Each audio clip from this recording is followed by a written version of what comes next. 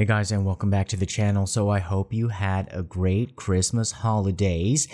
And what did Korea give us? Well, more drama. You know, sometimes you have to watch some cheesy Christmas holiday movies. I don't know why, but some people just like to watch them. Well, here in Korea, it seems as if perhaps the presidential candidate on the conservative side was acting out their own Christmas movie right before our eyes, because the wife of Yoon Seok Yeol, who has been embroiled in that controversy for years, lying about her resume to get jobs, well, went to the public and apologized in front of the cameras during the Christmas holiday.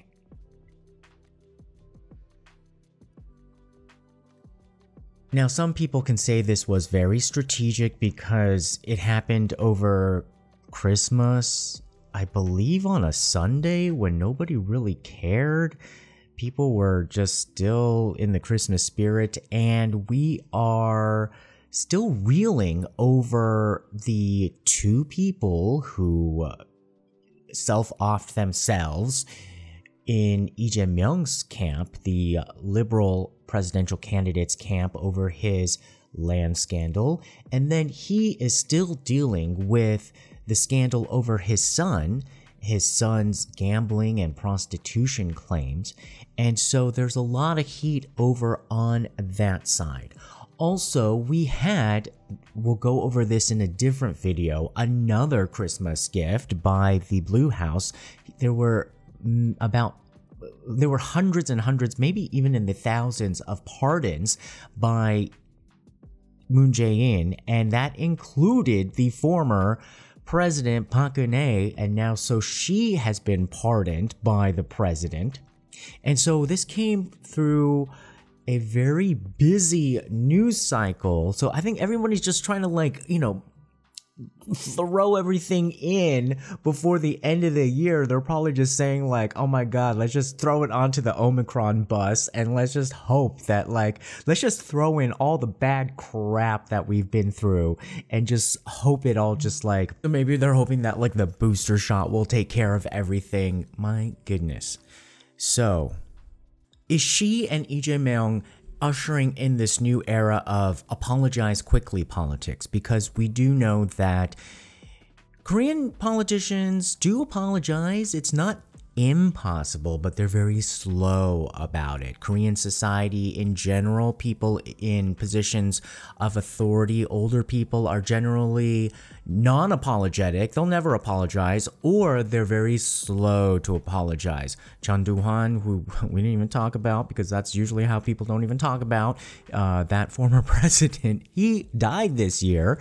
He never apologized for the Gwangju massacre. President Park Geun-hye, who got impeached in large part for the unresolved anger over the Seoul ferry incident, did apologize for it, but she apologized what many believe to be too late. And Lee Jae Myeong is known to apologize extremely quickly for almost everything, but people are saying that that's very strategic because there are bigger sins, or the story is a lot bigger, and so he preemptively apologizes so that he can apologize when the story is small and then just end it there before it gets to be even bigger. But this Daejongdong land scandal looking to be pretty big. So we're going to focus today, though, on Miss Kim Gon-hee, which is the name she goes by now, and because she totally changed her name, and she looked like a first wife for the first time. Her outfit was very unisexual. It looked like she got a makeover from maybe YG or even G-Dragon himself. Her hair was down this time, very kind of a regal-esque, and she spoke in a very Gangnam Ajumma manner, but still very slow and still very kind of it was annoying in a way. She was still trying to manipulate us. Did she look like she had a nose job? Maybe, but she definitely had some forehead filler, Botox, lots of cheek filler, something like that. But she did generally look, pretty good. So, in general, she said that she was sorry for the late apology. And some people were like, is she apologizing to her husband or is she apologizing to the nation? Because it really did sound like one of these apologies that was for a personal kind of like thing towards her husband. Because she said like, oh, I thought my husband was a scary prosecutor when I met him for the first time, but then I found out even though he wore the same clothes every day, he had confidence, was full of life, and treated his subordinates with respect. So this was surprising for her. This was like a learning experience for her. I'll get to why I think that is a bit important to notice, the way her mind is working. She recalled how he always messaged her, asking if he had asked her if she had eaten or dressed warmly. So you can see the contempt in her face. Remember the room salon video? How, these room salon girls are always kind of like, ugh, these like suckers. But you can still see how like she was touched by this, and obviously she married the guy, so you could see how perhaps that this is becoming a learning experience for her.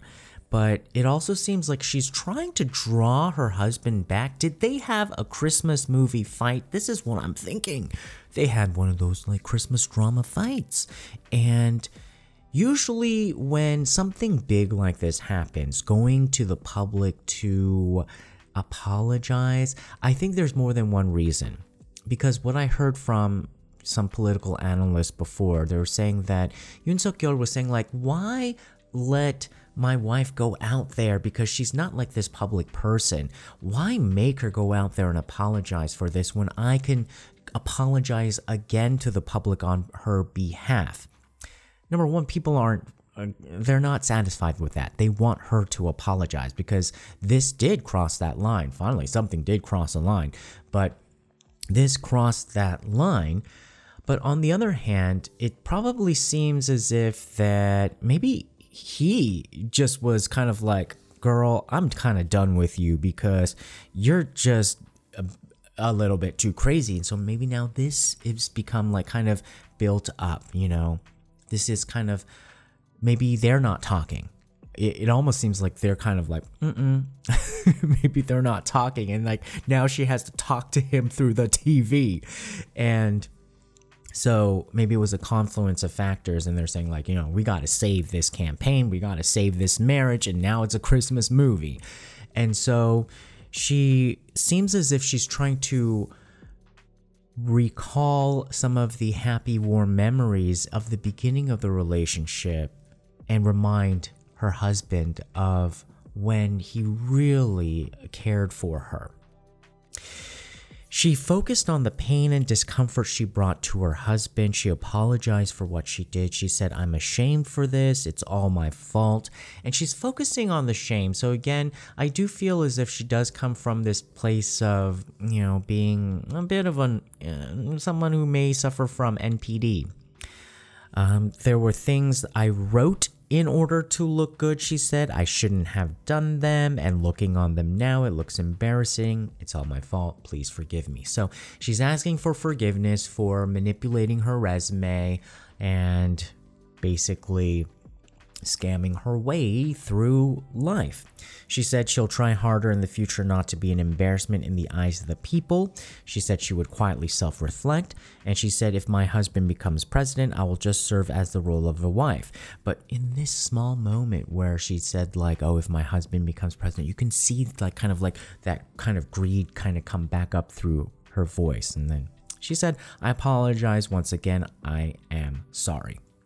All right, so it does seem as if she does feel like she is really ashamed, and she is really trying her best to ask for forgiveness. But people, I think, on both sides were a bit confused, but people, I think, did see this as the overall that this was a positive move, because at least she apologized. Was it completely satisfactory? Did it completely resolve her issues or the harm that she brought to her husband's campaign? No, not necessarily. And the Democratic Party's response was the apology was not satisfactory. It was a two-faced strategy. However, I think that reveals more about them than perhaps her, because the two-faced strategy, that's pretty much like Lee Jae Myeong apologizing all the time. That's probably like his two-faced strategy. And then the rebuttal, that just opened up the door for a rebuttal from the Conservative Party saying like, well, what about your wife? What about your son? Why don't we bring them out so that they can apologize directly to the public just like she did? So this will satisfy some people who are saying like, but at least she apologized. She at least apologized, and it sort of puts it to bed. I think it will, and it was strategic, and I do think that that was a clever move to set it and throw it out, kind of throw it away for 2021 and have the focus be on whatever the campaign thinks is strategic for 2022. I do think that was a very good move, and whether it was a Christmas story and she really is trying to save her marriage plus save the campaign, maybe this was a great coincidence on their part that, you know, worked out as a win-win. Sorry if it is a Christmas movie in her personal life, but perhaps it works out for the campaign much better. And I think it was a good move for her. But moving on, I think for her to really gain some more trust in the eyes of the public, it is about her actions speaking louder than her words. And it is the small movements in what she does to gain public trust. And a large part of what she did was manipulate her resume, her educational background. And I think she should just try to then humbly, perhaps, this is what I would recommend, go back and get her master's or her PhD. Just say, I'm going to go redo it. I'm going to go get my starting today.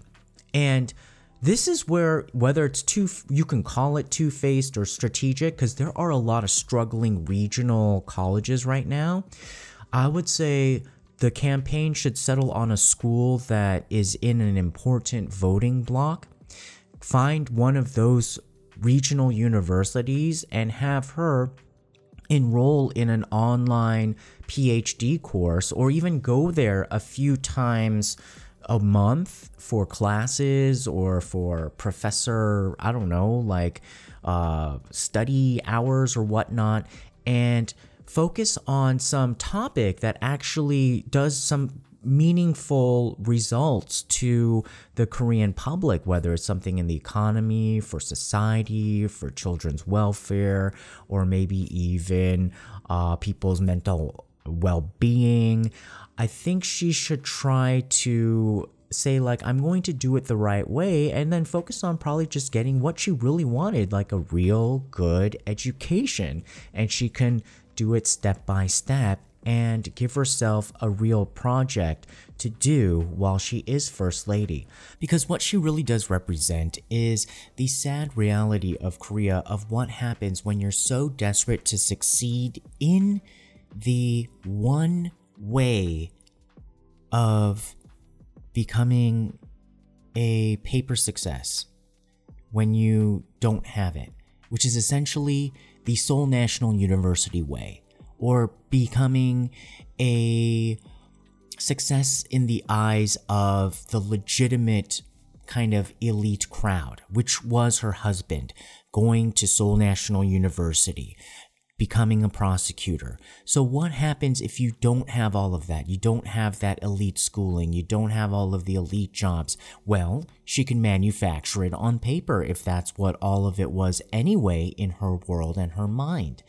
And so I think that is her path of atonement, and perhaps something that can become a positive for Korea because she could probably lead the way and say, like, this is not the only way, where she can become like the poster child of the anti-SNU way and show that maybe there are other ways of succeeding and becoming a real fully developed person. You don't have to slavishly try to fit into this box of the SNU, perfection.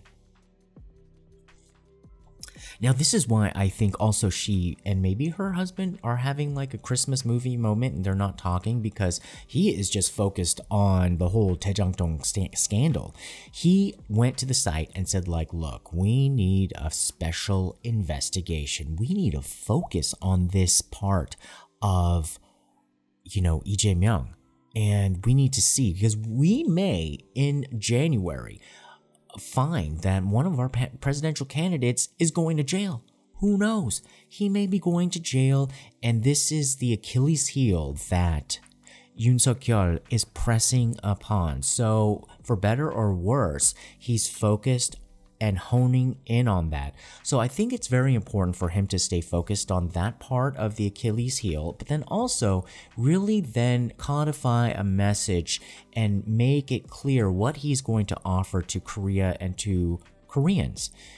He has been specific about policies, like what he would do about real estate, what he would do about taxes, and what he would, do. But I think it'd be very advantageous for him and his party to settle upon a coherent plan that can be marketed and repeated, and something that people would really want, and that would become his platform.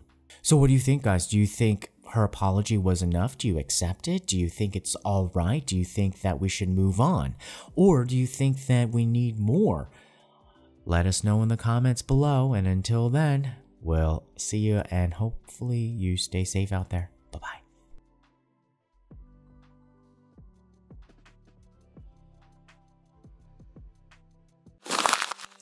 Tune in next time. Don't forget to subscribe. Find us on YouTube, Instagram, Twitter, and Facebook. Love you.